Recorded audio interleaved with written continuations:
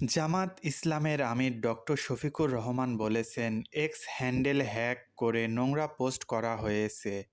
কারা এই কাজ করেছে তাদেরকে চিহ্নিত করা হয়েছে। জাতির সামনে এই অপকর্মকারীদের মুখোশ উন্মোচন করা হবে।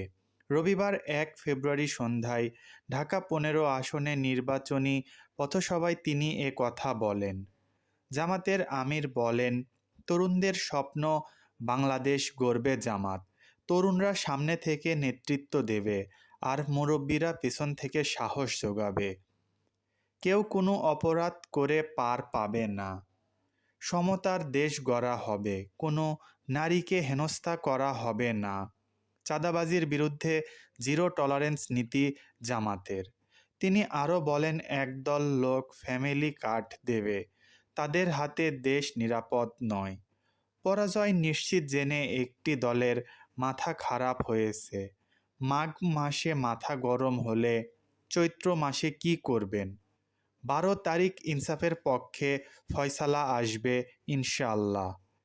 এর আগে দুপুরে জামালপুরে সিংহজানি বহুমুখী উচ্চ বিদ্যালয় মাঠে নির্বাচনী জনসভায় জামাতের আমির বলেন, এই নির্বাচন অতীতের ৫৪ বছরে যে রাজনীতি ফ্যাসিবাদ তৈরি করেছে সেই বস্তাপচা রাজনীতির কবর রচনার নির্বাচন বলে মন্তব্য করেন তিনি।